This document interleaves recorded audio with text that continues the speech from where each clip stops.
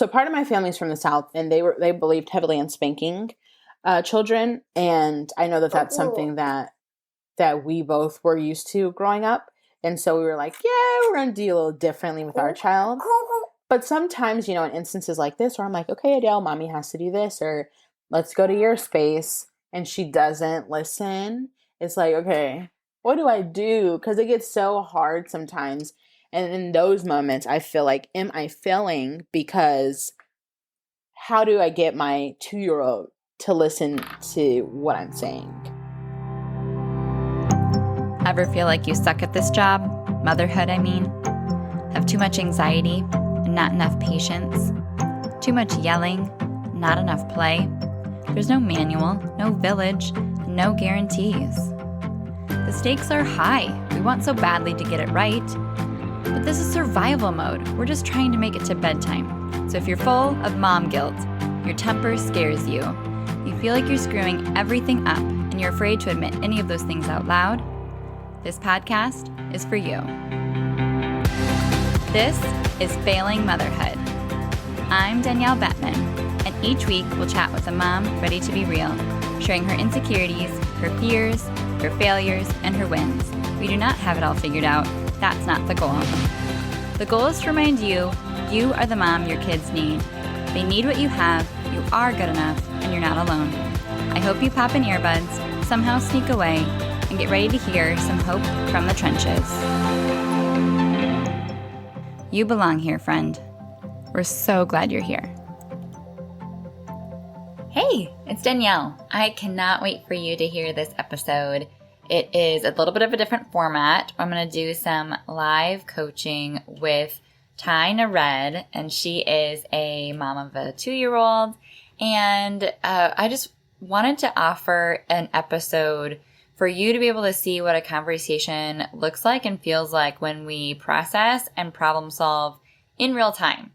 And Ty was gracious enough to be vulnerable enough to chat about the struggles that she's having with her daughter and just what that looks like on a very specific level. But I feel like you'll be able to get so much from the conversation that we have when you're able to apply what we're talking about to what you're struggling with. And it's so helpful to get into the examples, even as specific as, how do I keep her in the shopping cart? And we talk about being able to debate when extended family questions your parenting. We talk about how the struggle is real with discipline and structure and like trying to get ourselves to stick to things and how consistency pays off, and just being able to offer mutual respect and choices and problem solving with our kids without becoming a monster, and just how hard it is to stay calm. The longer we talk, the more helpful I think some of the nuggets are. So definitely stay to the end on this episode if you have to keep working through it in between all the things. Also, quick disclaimer, Ty is multitasking in real time, so you are going to hear her daughter, Adele, in and out of this episode. So just bear with us. I think you'll find her musical renditions very similar to the real Adele. So, before we get into that episode, I did want to touch base. We are on week 4 of the live crash course and community that I'm offering right now called Wholeheartedly Calm. And that is a group for moms parenting strong-willed kids, trying to have way more patience. And so last week we were talking about validation and empathy and all of the things to say and ways to relate that we can relate to ourselves with a lot of powerful analogies. The main thing I heard from the moms in the group was that it was the most eye-opening week so far. And this next week we are diving into control and choices and collaborative problem solving. And it's just so much fun. We're getting to go through it all together and have the live calls to share wins and talk about specific challenges. And just like we do in this episode with Ty. And it's just so much fun. you do not have to do parenting alone, let me tell you. So if this episode resonates with you in an eye-opening way of how valuable it could be to talk through some of these challenges with someone else, with even another group of moms, a small group of moms that get it, then reach out. Send me a DM on Instagram and let me know that you want to get on the wait list for the next round of Wholeheartedly Calm, which will be starting in January, but the best way to sign up will be somewhere around Black Friday, and that's all I'm going to say. If instead your main concern, or one of your main concerns, is getting on the same page as your partner, because one of you is the bad cop, the other's the good cop, and you're trying to get them on board with some of this more positive parenting stuff, but it is just driving a wedge in between you, then let's chat about one-on-one coaching. And the best way to dip your toes into that is to watch my free masterclass called Chaos to Calm. And the link to that will be in the show notes. You can download that, watch that at any time, and then when you finish and you feel like you'd be a good fit for coaching, you can apply by having a call with me called the Sandy and Solutions free call. And in that, we can talk a lot more about what it would look like to work together. I would love to meet you. So I think that's everything. We'll go ahead and dive into this episode. I hope you enjoy it. Welcome to Failing Motherhood. My name is Danielle Bettman, and on today's episode, we kind of have a special edition with Nared. Yes, hello. Hey, I am so excited to chat with you today and hear all about you and your family, and it's just a little bit different format. We're going to do some coaching in real life, talking about the real life struggles, and hopefully find some sanity and solutions. So I have to ask you right off the bat, have you ever felt like you were failing motherhood? I definitely have felt that way and do feel that way. Earlier this week, it was very hard. So our daughter Adele is 2 years old, and I hate the term terrible twos, but I'm not going to lie. On Monday, I was really feeling that. We were, just running some errands, getting some groceries, and she just had a fit. She was hungry. She was tired. Nothing could soothe her. And in that moment, I really wondered if I was failing, if there was something that I wasn't doing. And it was very disheartening because I couldn't calm my own daughter. And we ended up leaving the store because I couldn't finish. Her, crying bothered me. So we came home and Dad kind of helped calm her. And I needed a moment after that. So yeah, that's like recently I felt that way. Oh, that is like one of the worst nightmares. Literally. Yeah. Yeah. Well, you earned the merit badge. I appreciate it. What store was it? Oh my gosh. We didn't even make it grocery shopping. We were at the at-home store. So okay. I do interior decorating here and there for friends and family who ask, and I was getting some items. I literally put the whole cart back because I couldn't soothe her.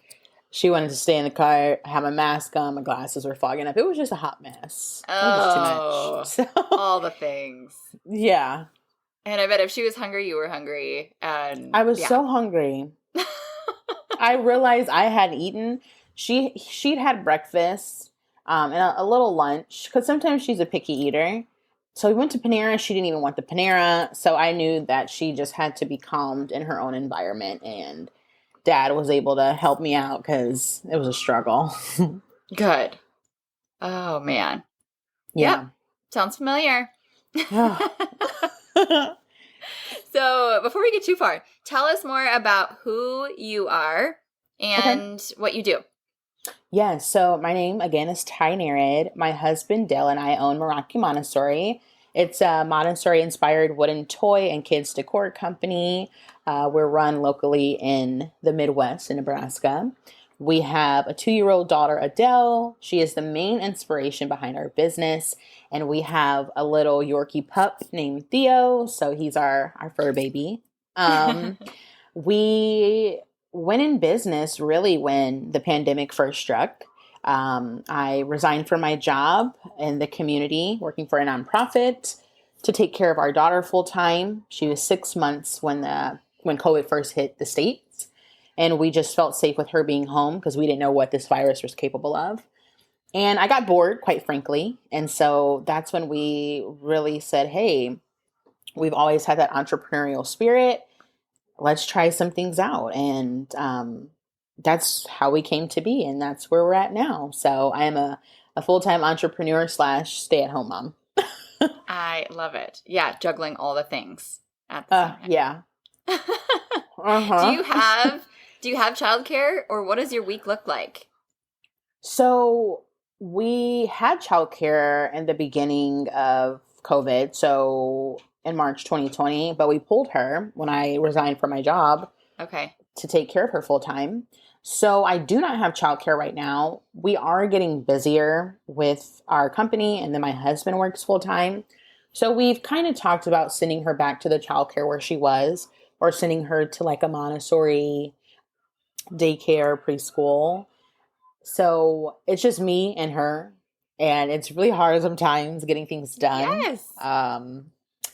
So that's kind of where I'm at right now, is we're stuck between okay, COVID cases are going back up, but do we still just send her, or do we just kind of suck it up and she stay home with me and I try to juggle everything? So that's where we're at. Yeah, working from home is a struggle bus. Yes, it is. Like in some ways it's the best of both worlds, and you get to do so many things that limiting factors, aren't there to prohibit, but at the same time, it just feels like you're failing on all accounts all the time. Yeah.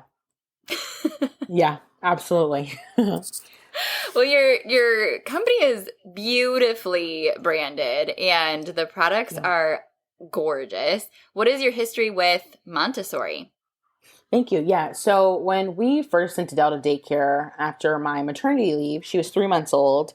And the director at the daycare it was like a small in-home, and the director was an educator for over 20 years. So I felt very comfortable. Long story short, she gifted Adele a wooden play gym, and she had the nursery area set up with natural woods. And me being me, I was like, oh, that's different. When you go to daycares, you see like bright colors and textures and noise. And I was like, I've never seen a setup like this. And she was like, oh, I'm really inspired by the Montessori philosophy. And she kind of got in explaining it to me. And later that night, I started really researching it. And we, started buying Montessori items for Adele and trying to implement it at home, even though she was literally 3 months. But that's kind of, yeah, that's where I first heard about it. And I really deep dived into like researching, following Insta accounts, and just really trying to understand how everyday parents implement it in their life. So that's really where I found out about it. Yeah. I just love the natural aesthetic. And if you have that interior design eye, I'm sure that's why you were gravitated towards it as well. The first time that I walked in a Montessori school, I was blown away by how peaceful it felt. Yes. Mm-hmm. The whole vibe. I was just like I could viscerally feel it. And I was like, this is what I want my kids to feel when they walk into school. Not only does it look beautiful, but she really loves to learn in that type of environment. Okay, so tell us more about Adele. Yes, Adele is 2 years old. Her birthday was in July. She is a feisty, outdoorsy toddler. Very busy, keeps me on my toes. And she's literally just a lover of all things nature. And yeah, she's really simple, but very feisty. When does the feistiness come out the most? Oh my gosh. When she's hangry, when she's tired.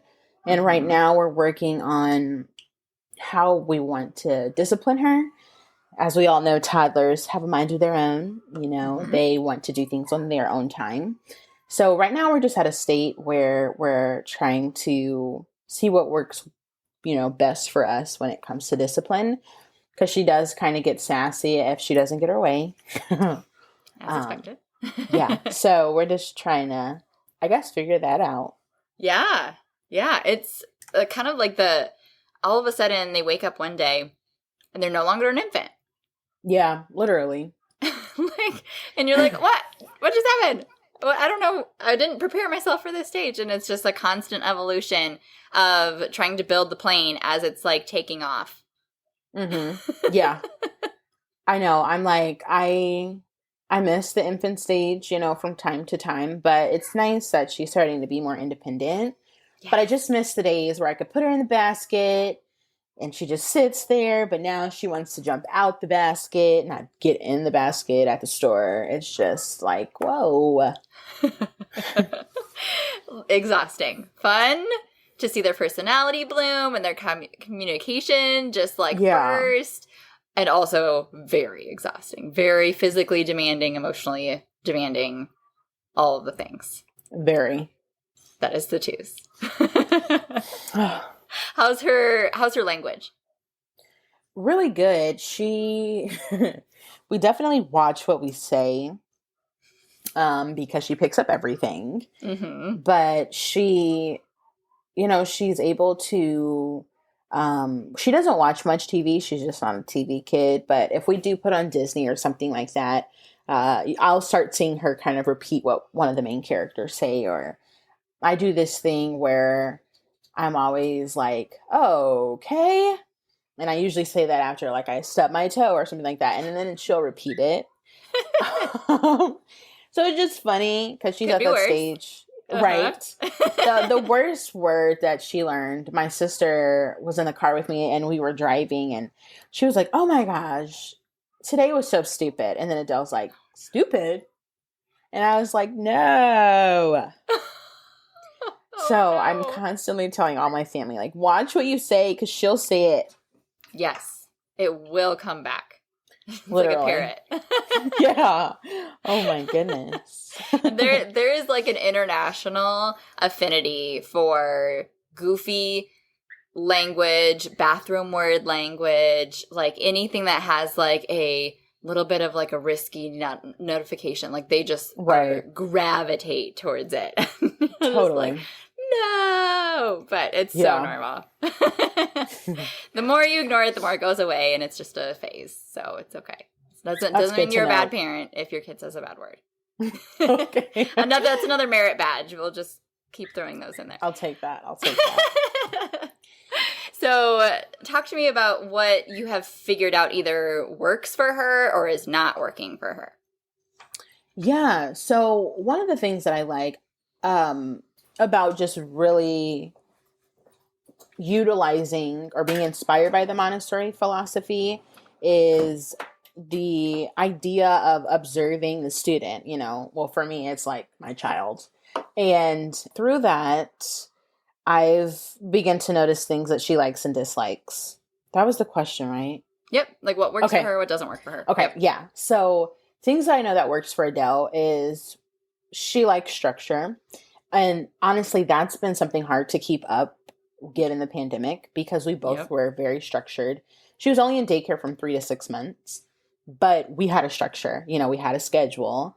She knew when it was breakfast, lunch, dinner, bedtime, nap time. Well, now it's kind of like all over the place. Every day nap time is different. Her wake up schedule is different. So we're trying to go back to the basics of creating that structure for her because she definitely she thrives in structure and it helps with her mood. Things that do work for Adele is, again, structure, but then having time in nature. I myself was not an outdoorsy person before I met my husband. And when I had Adele, I was always like, ew, bugs. I hate the smell of outside. Ugh. But now I love nature, with her. So we're constantly outside all day, every day. Being awesome. In nature works for her. She's a very creative kid as well. So given that we own a toy company, we're constantly painting toys. So she has a little section in her room with an easel where she can paint if I'm, making orders or inventory. So those kinds of things, work for Adele. And then she's a helper to a T. So we have like a kitchen buddy is what you call it. Her grandparents got it for Christmas. So she's able to help like cook or clean, even though it takes me twice the time with her assistant. That's something that works for her because I notice she'll get fussy or feel excluded if I'm like, no, let mommy just wash these dishes really quickly. So she likes to kind of be a part of that. She has total FOMO, always like fear of missing out. Oh, yeah. Especially if she gets to have like a front row seat to you running a company from home. She's like, I want in on this for sure. Yes, there have been many orders and pieces that have been touched by Adele, whether it's her putting them on the shelf or like, here, let me paint a stroke real quick. So Adele's very much a part of every process. That is awesome. You should put like some sort of stamp that says like kissed by Adele on the side. That's a good idea. Because it's so true. Yes. Oh, that's the best though, because she is going to just see by your role model like what is possible and be dreaming from day one about the role she wants to play in the world and how the things that she wants to create, and that's awesome.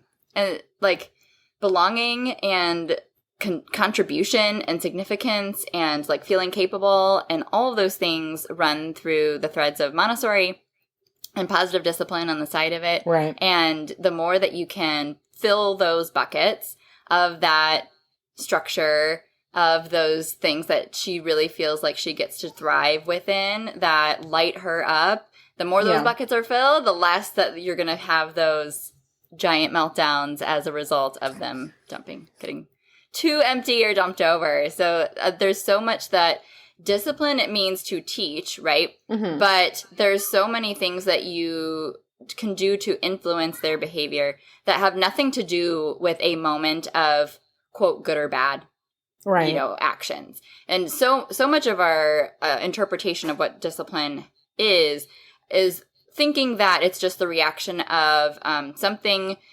negative after they do something negative, so it goes away, or something positive that we do that rewards something positive we want to see again. Right. And like that's, yes, in the most rudimentary form of like the science of behavior modification, that's true for lab rats, but kids are a little more complicated than that. It's much more of a relationship filled with connection and conflict. And most of the influence, it happens in the neutral moments. It happens in how you set up the day. It happens in the nap, time frame. It happens in the bedtime routine and reading together and having conversations before things happen, giving them a heads up. All of that structure that sets you up for success to be more patient and for them to know what's going on plays so much more into effect than just simply, do I give you a timeout right now or not? Right. If that makes sense. So what things do you feel like you've already done well? Because I want to give you credit for all those things, even though you don't pat yourself on the back enough. That's a good question. Let me think on that for a second. I think one of the things that I do well, of course, just being my personality, is just showing her love and having that empathy, but then being an advocate for her and her needs. Growing up for us, like my husband and I, our generation, I think is different from kids now. Mm-hmm. I think as parents now, we're kind of more aware of things. And one of the biggest things that I feel very proud of is being an advocate of her space. So Adele really was in quarantine almost her whole life. And so now that she's been introduced to relatives, especially grandparents, they're always like, give me a hug. And I'm like, hey, let's ask. Like, Adele, would you like to give them a hug?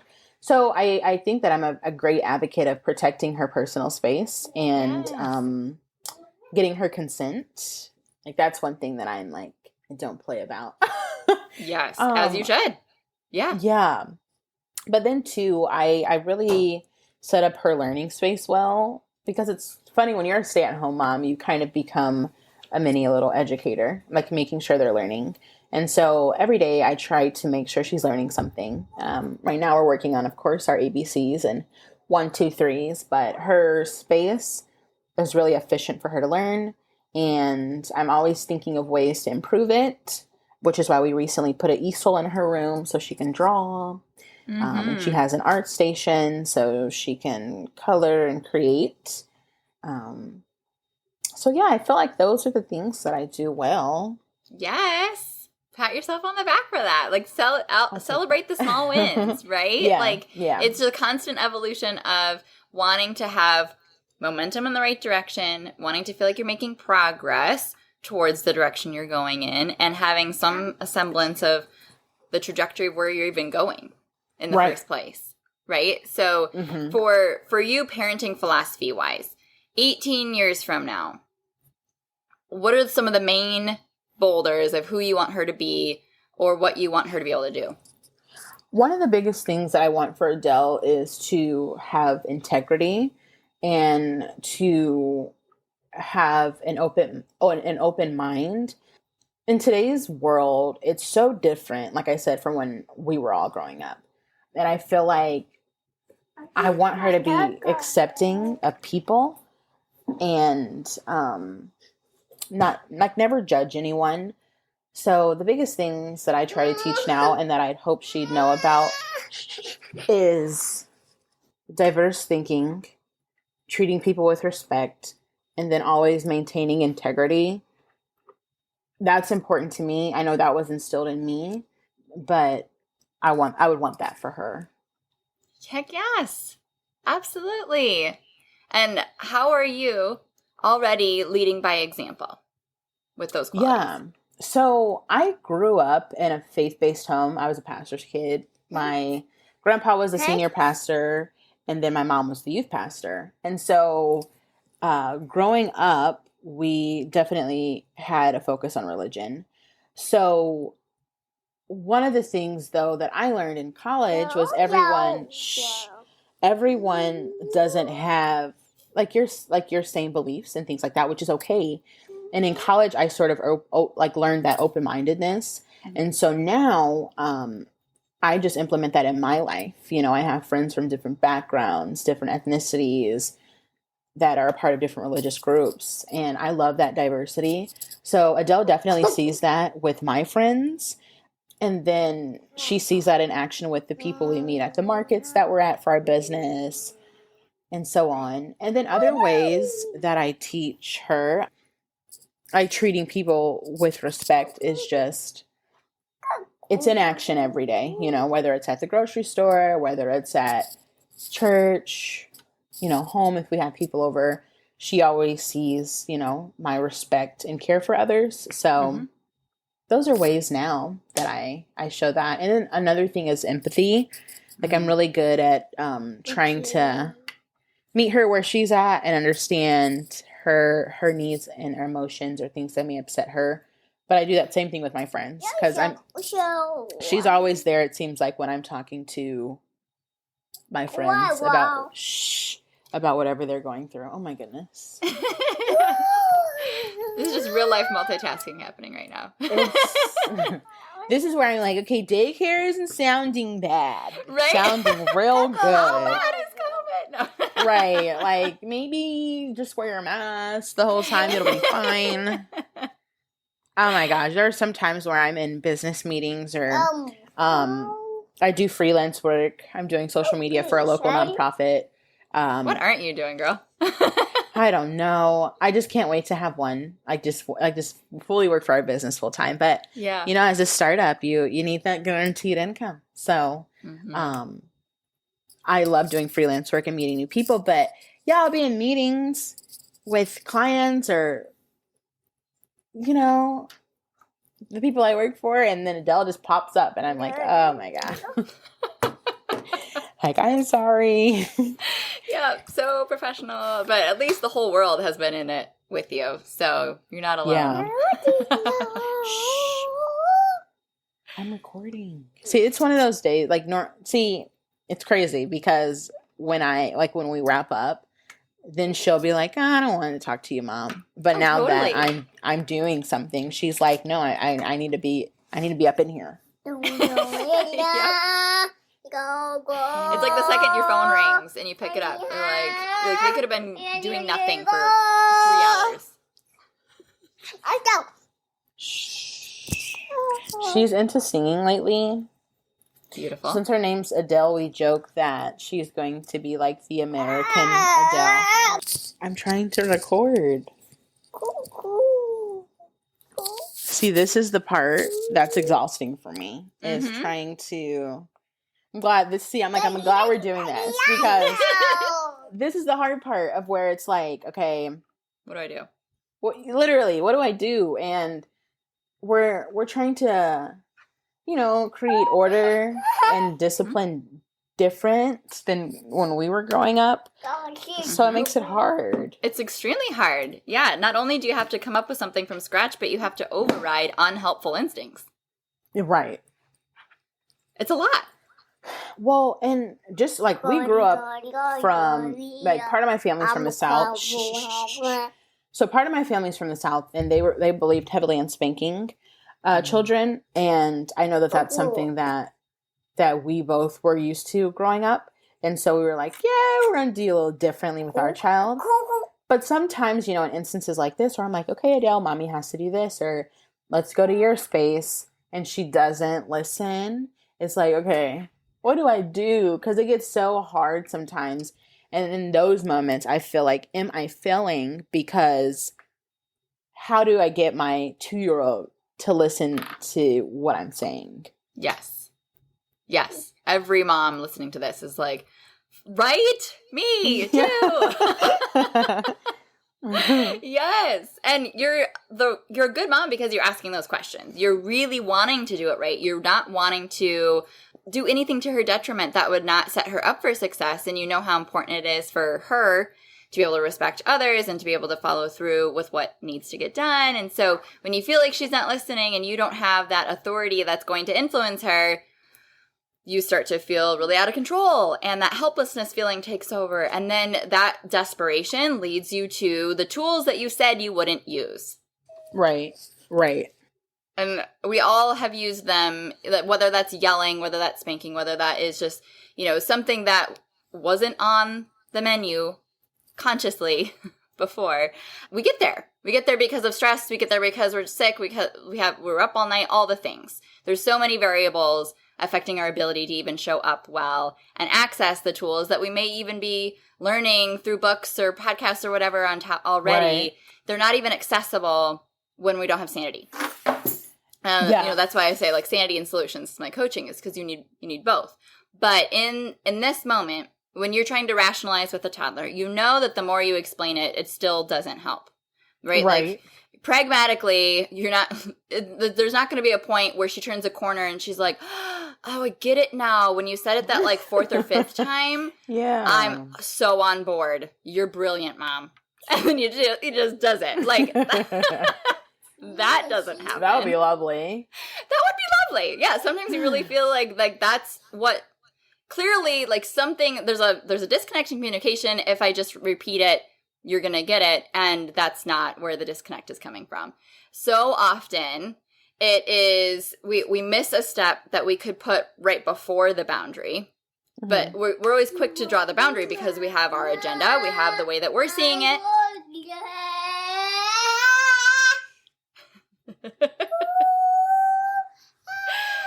Listeners, if that gets through the audio, that is the brilliant voice of Adele, the American Adele. Literally, my goodness. But see, that's one of the things that's hard too, because my husband will come up and say, Adele, and all he has to do is look at her and use his stern voice to say her name, and it works. But for me, I'll try to say Adele, and either she laughs or she's like, okay. So that's hard sometimes because, one, I told my husband, I don't want to use him as a way for her to be afraid of him.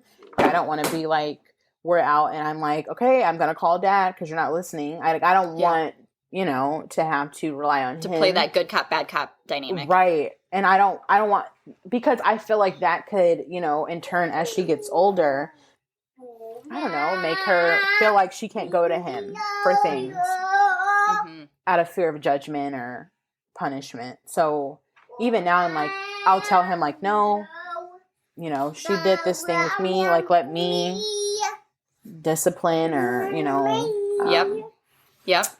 But it's so hard because sometimes I'm like, yes, just come get her. Right? Like, clearly what I'm doing is not working, so I give up. She's been so attached to me, so it's hard because I feel like I devote 24 hours, to her, and it's easy to get lost in taking care of yourself as a mom. Oh, yeah. So that's too where I'm like, okay, I really want to understand ways that I can be proactive when it comes to teaching her right and wrong. And then just ways where we can communicate where she understands, okay, mom asked me, no, or I know it's hard because she's 2 and they're still learning and developing, but I'm like at a point where I'm like, something's got to give, and I don't want to just send her to daycare and be like, they can deal with it. Like, I want to learn how to deal with it. And then if I need daycare because I'm busy, that's, Mm-hmm. Yeah. All things that are said by a good mom who's worried about the right things. Yeah. So give yourself, again, a little credit because you are so self-aware and you want amazing things for her. And you're doing this all out of such pure intentions and care for her. Mm-hmm.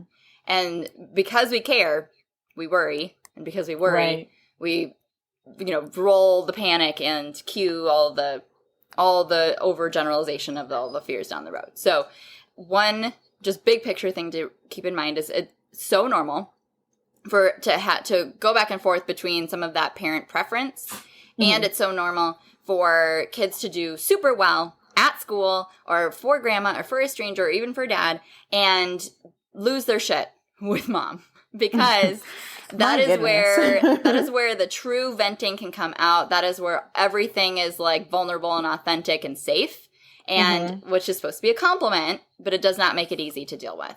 It does not mean that you have all of the steel reserve to be able to handle that you being that person's safe person when that's not what you had planned for that hour or whatever. Right. So don't take that as a failure. Take that as a win.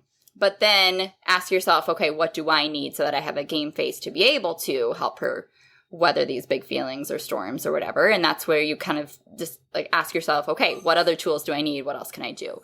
And those are all the right questions to be asking because there is a whole thing of things you can do over here that you can control. And then there's her ultimate behavior, which you can't. But when you are focused your energy on the things that are making a difference over here, you're going to feel better about the outcome with that still, knowing that perfection's never going to exist. There's always going to be the struggle of her voice, finding her way, being her own person, having mistakes and failure, and having a realm for that. But knowing that you're doing everything you can to set her up for success. And so a lot of that, we want to draw that boundary line. We want to be able to say, I can't let you, whatever it is, right? Like whenever there's that moral line, I can't let you hit me. I can't let you scream so loud it hurts my ears. I can't let you run in the street. I can't let you touch the oven. And then follow it up with the affirmative. I need you to whatever. I need you to, put your hands down. I need you to back away. I need you to go in your room, whatever it is. But there still is that huge eruption of either not doing it or melting down or whatever, happens as a result. And usually, especially for strong-willed kids, that's coming from that feeling of, but you don't get it from their perspective. Because they're trying to communicate a message, and if they can't verbalize it, then they're using their behavior as that message. And they're basically saying, like, you're not hearing me, message is not received, so I'm not satisfied with your response, therefore I have no choice but to escalate. Okay. Which obviously is not the goal we're looking for. Right. We're looking to de-escalate at all, if at all possible. So the first thing that you can do before, unless the boundary is absolutely you're going to get run over or burn yourself, then jump to that at all costs. Unless it's that, then start with saying you statements, things that she agrees with, so that you're telling her, I hear you, I get it. Even when that's not going to change your mind. There's still no negotiating. There's still not any change to what the end result will be.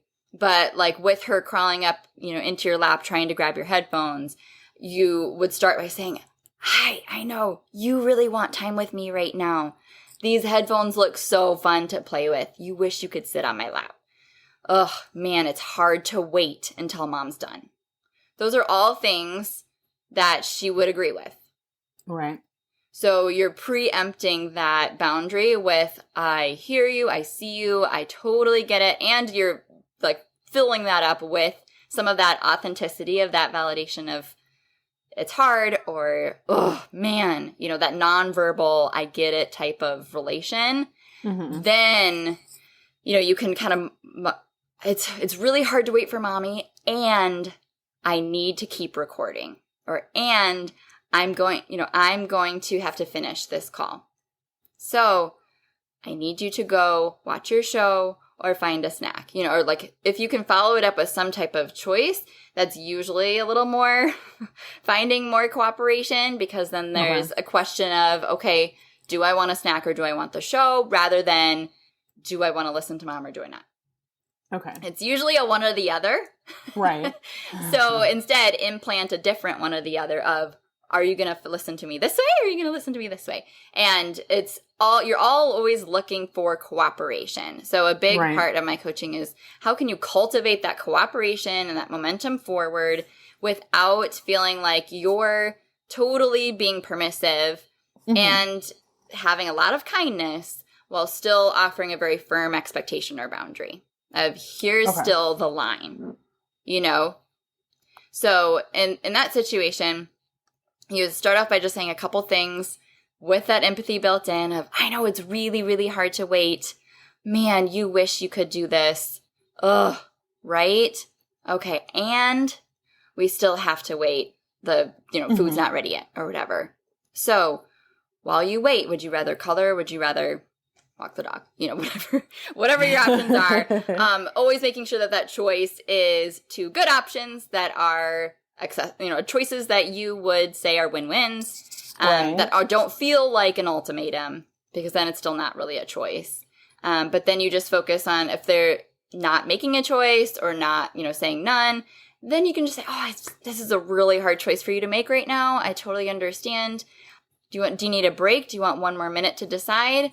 And then if it is like a transition where they're just like so stuck, and you can see that their brain is not able to access the maturity in that moment to really get it together, then as the grown-up, you have every right to be able to see them as struggling, and you're the grown-up and you're here to help. And helping in that moment is saying, "Okay, I see that you can't make the choice. I will go ahead and help you.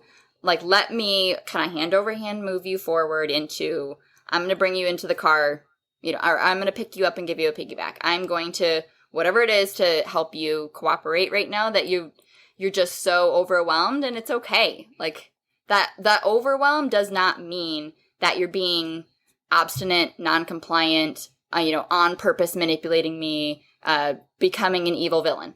It just is. Right. You're having a hard time. We all have a hard time, and I can see that, and I can help, and it's not going to completely deteriorate our relationship if I need to just help you move forward. So, with all that, those are great tips and something that I know that I can implement. But what happens, like I said, knowing that I'm a stay-at-home mom that's an entrepreneur, that's also, working, like, how can you still try to implement those things with dealing with frustrations? Because, honestly, there are times when I'm like, okay, I don't like always, if I'm on a Zoom call with a client or a potential business partner, want to be like, "Oh, sorry, I'm a toddler mom," because sometimes I'm like, no, that's, unprofessional for me. But like in those moments when you're like stressed and you're like frustrated and trying to get the thing done, how do you, I guess, sort of implement that without expressing that anger? Yeah. So much of your response is dictated by your emotional state. Mm-hmm. And being able to stay regulated and composed is a whole skill set of its own. And it's okay if you're not able to move on to the discipline in that moment because you're just focused on step one, which is me staying calm. So in that moment, I like to have two strategies that I remind myself of. Number one, a thought to hold on to. Number two, something to show my body I'm safe. Because what happens is we have that like rising feeling of panic, and that begins to, because neurologically we're being activated into that fight or flight response because something feels like it's too much for me to handle, or I'm not okay right now, because we're either not comfortable with like the show of emotion that's happening, or there's just something that feels very sensorial, overwhelming. And it could even, go back to the way that we were treated as a kid, or something that we were stuck with, not being able to learn how to deal with our own emotions. And so in that moment, neurologically, the only way that our response is going to be de-escalated is when we show our body, I am safe. And we're reminded of the actual circumstance, which is, this is a child crying over a broken granola bar. I am okay. Like, I am physically safe. This moment will pass. So I usually just try to do a couple deep breaths, because for me, the 4 in, hold for 4, out for 4, hold for 4. If I just do that a couple times, I can already start to feel that visceral response of like that, right, like panic falling down. And so I try to do that deep breath with one of those centering thoughts that I can just have on repeat, that is going to get me back to a place where I have my wits again. And for everybody kind of needs to pick a different mantra, or you can have a lot based on whatever circumstance it is. And that's one of the things I do with my clients, is we go through lots of the things that are their triggers, try to reframe them into, okay, what is a better statement or thought to explain this, and what's the one that you're going to remember on repeat. But a lot of times it's just, they're having a hard time not giving me a hard time. Or I am okay, they will be okay. Or something that just says like, I am a good mom, they are a good kid. Something that just like, if you just put it on repeat, that it has that washing over effect that says like, everything's going to be okay. This moment will pass. I am a good parent. Because what happens if we don't have one of those centering thoughts is our brain starts to narrate a whole story explanation. It tries to fill in the gaps with all these assumptions. And it's generally very unhelpful, because we begin to panic about how the rest of the day is going to be ruined, how they're going to grow up and they're just going to end up in juvie, and how terrible of a parent we are, and just all the things. Like it doesn't take very long for that train to get way off the tracks. So that only tells your body that you're less and less safe, because of that escalation is just like on rocket fuel. So if you can breathe, and if you can pick one thought to repeat, even if that means that you are generally not responding to whatever the parenting situation is in that moment, that's okay. Because the less interaction, the better. When words are just not even needed, because they're not teachable in that moment, they need to just de-escalate at the same time. Then when everybody's calm, cool, collected, and the call's over and all the things are managed, then they're going to be teachable. You're going to be able to teach, and you can always circle back. You can always say, hey, maybe I need to apologize. Maybe here's what was going on that I couldn't explain in that moment. And here is how we're going to talk about what we want to happen next time. Because that is the most influential conversation, is when you're able to say, next time that happens again, what could we do differently? Or what are we trying to remember? Let's even think about what's a better solution. If this is continuing to be a problem and it's a pattern, what else can we do about this? And that's where you're really going to see change in the long run, when you're continuing to reflect and have those conversations, whether that is you yourself in your own brain, whether that's with your parenting partner, whether that's with your child, if they're at an age to be able to offer some suggestions. Then you're teaching them that critical thinking. You're teaching them to take responsibility. You're teaching them problem solving, and you're able to move forward as a team with a lot of still that mutual respect intact, rather than constantly feeling like you're just on them about the thing that they're still failing at, or telling them all the answers that they've already heard a million times and not still figuring out, where is this coming from? Why is this not working? What's the deeper rooted issue here? And there's always more to the story. So for your daughter, if it is her, interrupting the calls and it's just constantly a problem that you can't fix in the moment of those calls, then it's probably somewhere related to, she's with you all day, but she's not feeling like she's getting the eye contact, the quality time, the like soak in mom moment, because, you're answering messages or doing something else at the same time. So for you, what you probably would see would decrease it more than how you react in the moment is having a 10-minute timer set where you sit down and, have that special time, locked eyes, doing whatever she wanted to do for 10 solid minutes. And then, okay, now I need you to do, I'm going to set you up with this and I have to get on this call. That's probably more where that constant irritation is coming from for her. Okay. That makes sense. And if she feels like there is kind of that overall ambiguity or irregularity to life, she might think that some days you're on a phone call for 10 minutes, some days you're on a phone call for 2 hours. How long am I going to wait for? When does this end? Are we going to the park today? What is going on? Yeah. And that eats away at her too. And she doesn't know how to verbalize that. So it's going to come out sideways as irritation, annoying, attention-seeking behavior.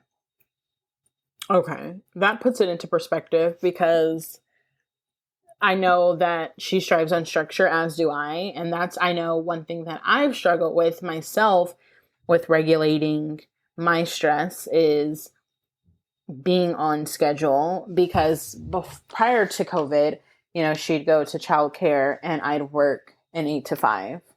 And it was very structured because we had to get rest, just all those things that come with working a regular 8 to 5. But now I make my own schedule.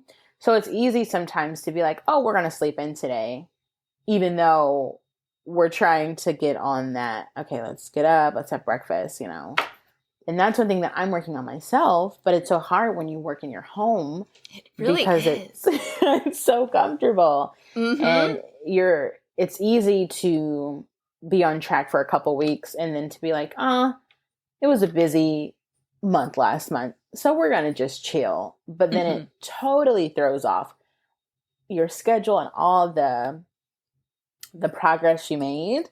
And that's where we're at, because we were doing really well at the beginning of summer. We went to see my dad for Father's Day in Arizona. The time difference put us back. And then now we are working on getting her in bed at a good time. And that's hard, because if she does go to bed early, then I am like, okay, perfect. I can finally get something done uninterrupted. But then I'm staying up super late. So then the next morning I may be like, let's just lay here. And then, it just like, so. Yeah. So either you just know that that's the current phase you're in and you're going to see behaviors as a result, and you just chalk it up to, she's not a bad kid, you're not a bad parent, this is staying from, working from home during COVID. Yeah. A little bit of like, it is what it is right now. Or, if it is something where you're like, okay, I can take some small steps to put in at least some anchors to our day, some regular routine normalcy. Doesn't matter if it happens at 8 a.m. or 10 a.m. We do these first 3 things that are always the same, or you have some type of ritual that, every day when we wake up, we turn on the same music, or, anything that you can make familiar, where she can say, every morning we blank, or every night we blank, or every time mom's on a call, I blank. Like anything where she's making these assumptions that make life make sense in her brain, then that's going to set her at ease and help her feel like, okay, I don't have to use my behavior as language to try to get these answers when I'm confused about what's going on. And really, like, do you have any type of like picture daily schedule or like calendar or any like tool to kind of back up some of that structure? No, and that was what Dale was, my husband. He was telling me that he just wanted for me because there are times when he has a very structured day, even though he works from home. And but he, is in the office and he literally is like treats it like he's at work. So he has that structure. And so that's why he suggested that I get a planner, which I got. And then we got a little it was a calendar little poster thing that Target had for back to school.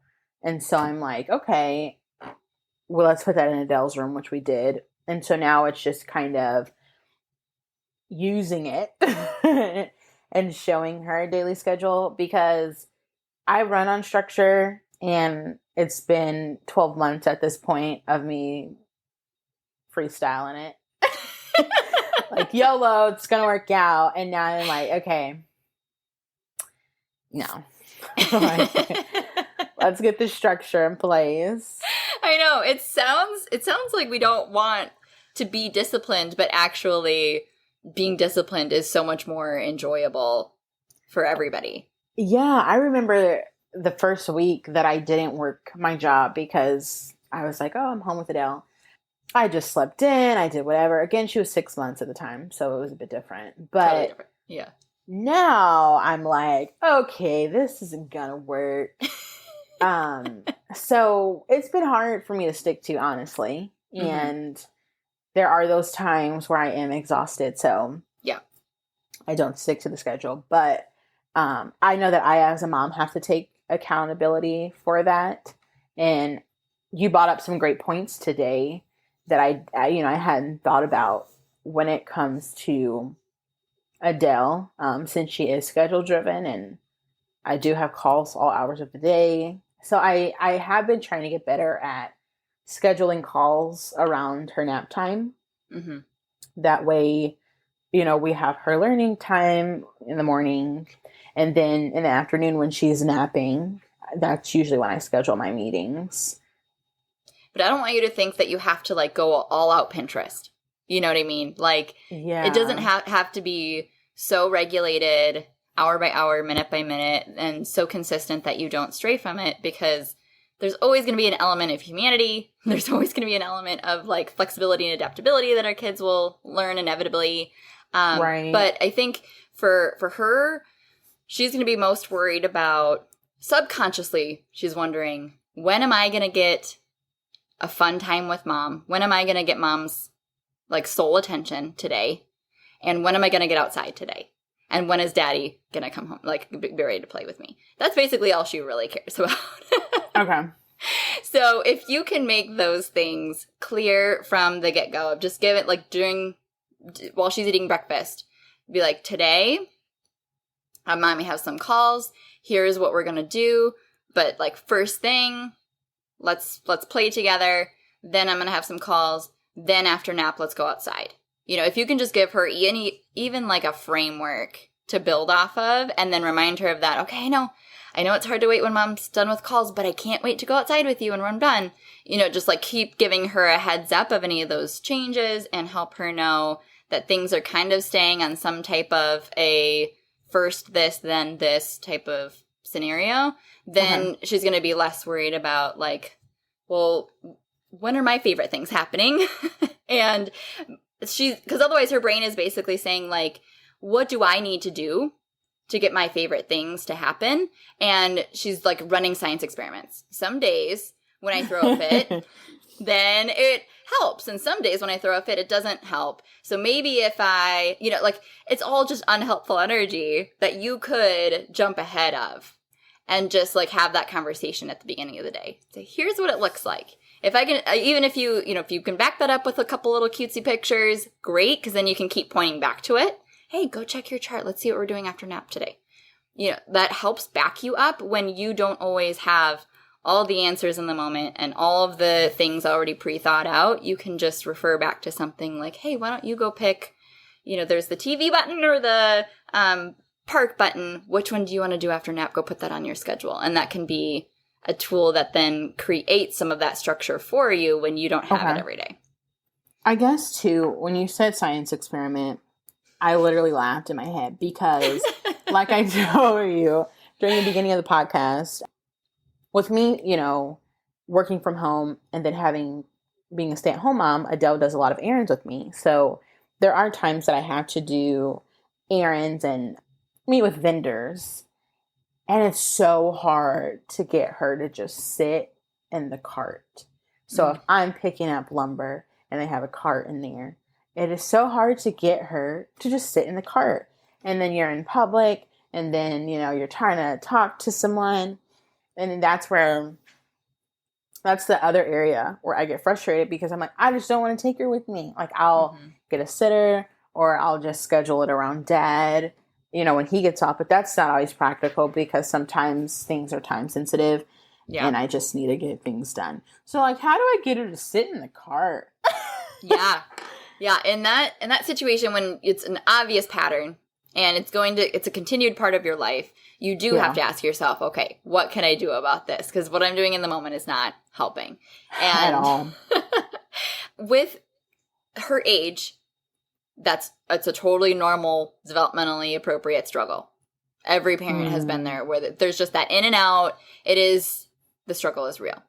But if you can continue to have a conversation, let's say the night before, hey, tomorrow we're going to go to this store. When we're at the store, I need you to sit in your cart. So think about tonight what you want to bring with you to sit in the cart with. And then in the morning, you're telling her, hey, remember, we're going to go to this store. When we're at the store, I need you to sit in the cart. Just keep your body safe. What are you going to bring with you to hold so that you have something to do? And then, because you're giving her all of that pre-warning heads up, you're casting the vision for exactly the expectation of the behavior you want to see. And then you're giving her some ownership over, if that's the boundary, what options are still available with that boundary. Maybe bringing something to hold, maybe getting to listen to, music or a kid's podcast while you're in the cart. Think about what other things she could do that are going to help her with that cooperation in that moment and give her some choices of what that could look like. And then make the expectation really clear of, basically the agreement. Like, all right, the deal is you have to stay in the cart to keep your body safe. If you start to get out of the cart, here's what's going to happen. And, you make that expectation really clear ahead of time. And for her age, it doesn't always have to be, something later on, like losing a privilege or some type of punishment. Because for her, it still isn't actually going to change how she reacts the next time. Because for her, those two things are unrelated. Okay. That doesn't actually modify her behavior. For her, it's much more, you're trying to figure out, okay, for her age, it's more of just a focus attention span thing. And it's just hard because it's boring. And so you're just trying to problem solve. How can I make it more interesting? How can I give her more choices? How can I make this expectation super clear and make sure that it's something that we're reiterating and I'm rewarding? If the deal is, I need you to stay in the cart so that you keep your body safe while we're getting the wood. As soon as we leave the store, we'll do whatever. And like that you're just trying to reading. The deal is keep your body in the cart. That way we can get out of the cart and we can, do something fun, or you can choose the music on the way home, or you can, do something where you're just making that expectation really clear.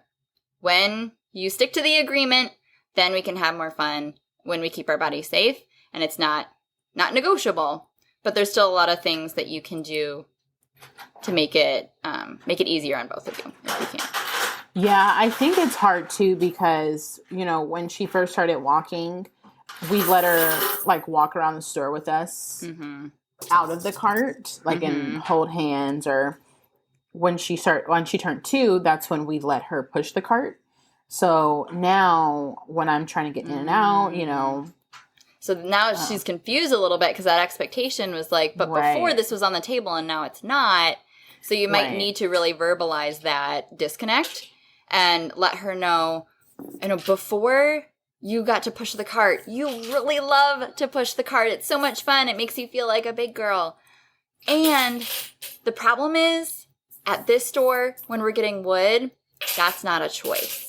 You know, we have to stay in the cart when we're getting wood because otherwise, you know, we're not safe. And I know that's so hard to do because you really want to push the cart. So today when we go to the store, I need you to stay in the cart so that you keep your body safe. But let's think about what we can do while we're in the cart that's going to make it fun. And then just keep reminding her, I know, it's so boring. Ugh, the cart is the worst. You know, like if you can say those things that she agrees with and non-verbally keep reiterating, I get it. This is hard. I'm validating this struggle for you. Then she's at least not feeling like she has to escalate because, like, she's basically still using that behavior to say, before you let me push it, this isn't fair. So if you can just call that out and be like, I know, it feels like it's not fair. You want to push the cart and mommy's pushing the cart only. Ugh, so boring. So if you can name that and then you see in her eyes that she's like, yes, exactly, then you can just keep saying, I know. And I'm your mommy and I have to make sure your body's safe, so I'm keeping you in the cart today. But let's talk about what's going on later, or let's redirect because, you know, we don't need to dwell on this all day. And if she's feeling heard, she'll be willing to do that. Okay. That's good advice. We're going to have to try that tomorrow. Yeah, the nice thing is there's so many opportunities to practice, right? Yeah, that makes sense because I know as parents, you know, when you're in public and your child's freaking out, it can be embarrassing for you because you're like, oh my God, what are people thinking? And then it can be, I feel like for me, I don't want to say that for all, but that's when I'm more apt to say, okay, I'll just give you your way. Like you can push the cart and it'll just take us longer. Yeah. Because Adele loves to run. So if I do let her push the cart and I like turn to grab something, she'll go. And then it's just like, okay. And then the next time that happens, she's even more motivated to throw a fit to get out of the cart because last time she got to. And then it feels like a lottery system where it's as lucrative as gambling. Sometimes I can, sometimes I can't. I'm going to keep pushing this button, see what happens. And then, you're shooting yourself in the foot. Literally being parents is like sticking to it no matter what because it'll pay off in the end. Yeah. But also trying to, like, not be a monster at the same time. You're trying to, like, model all the ways to treat people that you want them to treat people and, like, have it all together. Yeah, it's hardest job in the world, man. It's so tough, too, because my family, like I said, they're an older generation. So they'll, you know, they laugh. They're like, oh, you millennial parents. Because, you know, that's something that's different. You know, I love my family. They're always there for us. And they may not understand why we do what we do. But they're not shy to be like, well, if that was me, I would do this, this, and this. So that's when as a mom. Right. And that's when as a mom, I'm like, oh my gosh, you know, is spanking that bad? Or is raising my tone that bad? Or am I not doing... Like, am I setting my kid up for failure? You know? Because when you become a mom, people just start giving you that unsolicited advice. And it's just day one. Yeah. Yeah. And it's like, oh, okay. Thank you for that. But yeah, two things with that. One, if the worst thing you do is model respect to your kids and give them enough agency to be able to, you know, speak up for themselves and feel like they have a really good model, because the parent-child relationship is the template that they model all of the relationships off of. So, you know, no pressure. But when you are able to get even 30% of those interactions right, where you're responsive to their needs, where you hear them, where they feel like they are able to get their needs met and they have a back and forth conversation and they're able to understand clear expectations and feel like life makes sense, then that sets them up for so much life success where they don't think it's normal to, you know, be belittled, to be harmed physically, to, have these other things happen to them, you're not setting them up to feel like that is love. Number one. And number two, our intuition is really loud in the moments when we are doing it, feeling like we're getting it right, and when we feel like we're getting it wrong. And that mom guilt sometimes is really good information, because it's like, hey, I am off track right now. Like, I am not showing up in the way that I know I want to be, and it's genuinely making my child more miserable, or having them have a really hard time because they're just so confused. And so when we're able to manage moments by validating and by, helping them have a choice that they feel empowered with, and being able to get through a situation with so much cooperation on the other side without having to use any big punishment tools or like huge bribes at the end of it, how do you feel? You feel good. Like, that intuition is showing you, I'm on the right track. There's something really powerful here that I am empowering my child with, because they're absorbing this. And I'm showing them that this is what love looks like. Right. And so just follow that intuition. And for them, usually you have to shut it down when you're using more of those powerful tools, because you're just keep having to like coach yourself to say, no, this is what they need. No, like they don't get it. I know, I'm the parent. They don't know anything. They're the kid. And really what our generation is valuing is kids are people too. Right. And they deserve to be treated like my friends, and like I treat my spouse, and like I treat everyone else, that with enough dignity to know that they have important things to say, and they have hard feelings, and they have bad days. And I'm going to have grace for that. And when I have grace for that, they'll have grace for everyone else. Okay. That's a good way to look at that. So you're doing a lot right. Well, thank you. I'm trying. But you will have to give yourself those pep talks, because it's not that's not going away. You're always going to be stuck. Yeah. I definitely think, just taking this advice today, it just shows me that sticking to things, it's okay. And it's okay for her to show those emotions in the middle of the store. And, it's like, who cares what other people think? Right? If she's freaking out and I'm trying to, help calm her because she is in the cart, for example, then that's okay. And if someone has a problem with that, I guess that's on them. Yep. Because, Yeah. It's so hard though. Like, don't discount your emotions in that moment, because you really do have to kind of process through that and like really get to the root of, why does this bother me so much? Is there any moment that like this really went wrong for me that I'm kind of liking this too? Or how can I set myself up for more success in these moments, so that I'm able to do the thing that I want to feel like I can do for my kid? And maybe it is genuinely doing it the least amount of times as possible at this age. Right. And that's okay too. Like, it's okay for her to not like the cart. It's okay for you to not like having strangers stare at you in public. These are all parts of life that are normal. Okay. That helps. Parenting is quite a journey. It is. Oh man. That is the understatement of the year. Especially right now. Parenting right now is wild. Yes. Totally.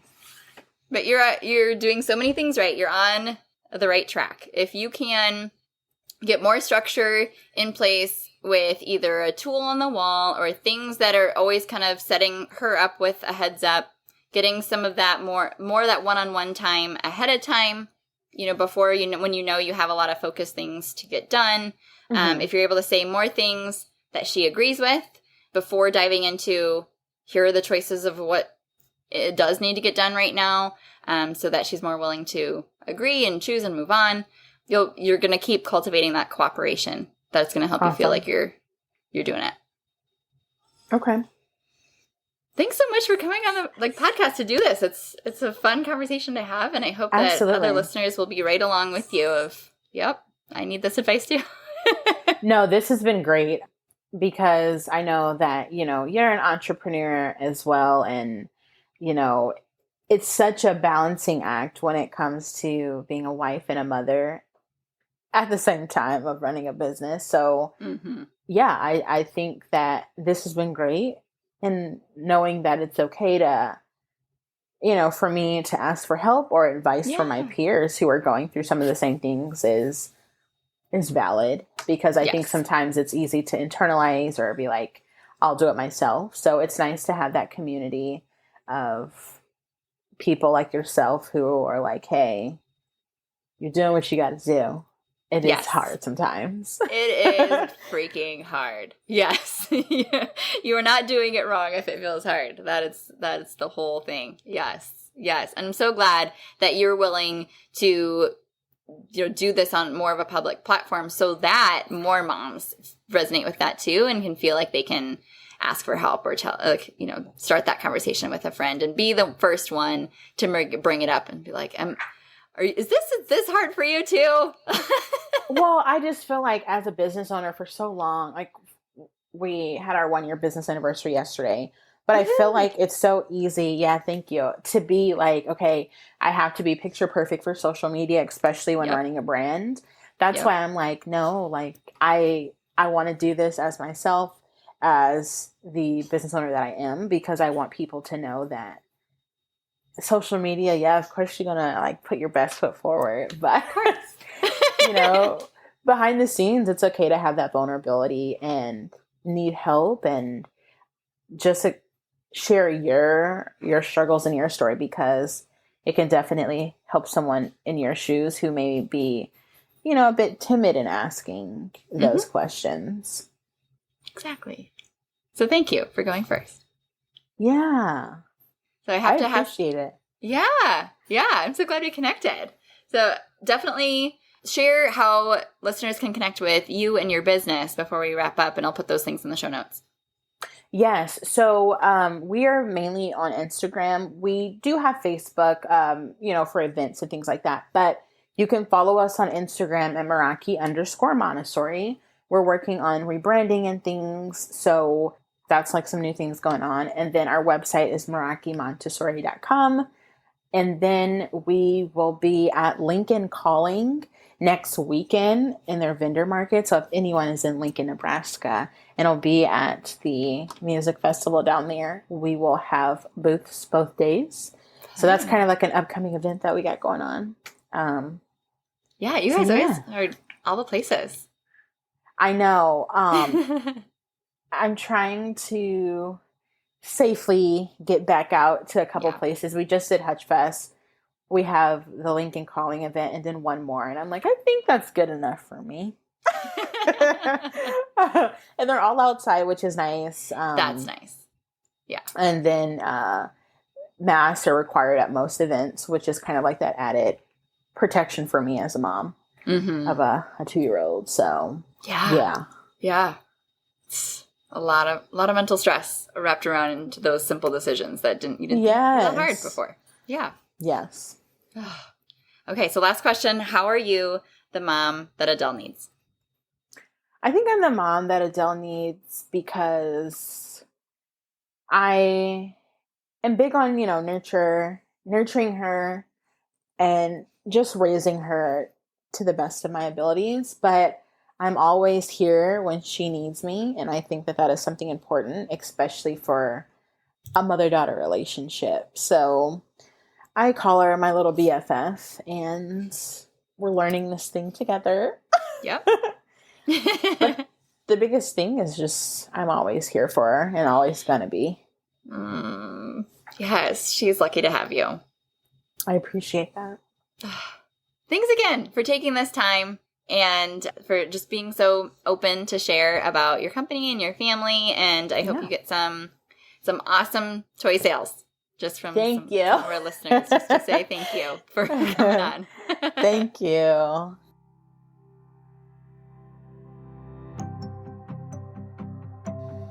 Okay, if you hung on until the end of this episode, I know you're so glad that you did. I really hope that you were able to relate to Ty. I hope that you were able to find some nuggets that are valuable for where you're at with your kiddo at your stage. It's so helpful to talk through these hands-on practical examples so that it can just make things make sense. So thank you for coming on this journey with me.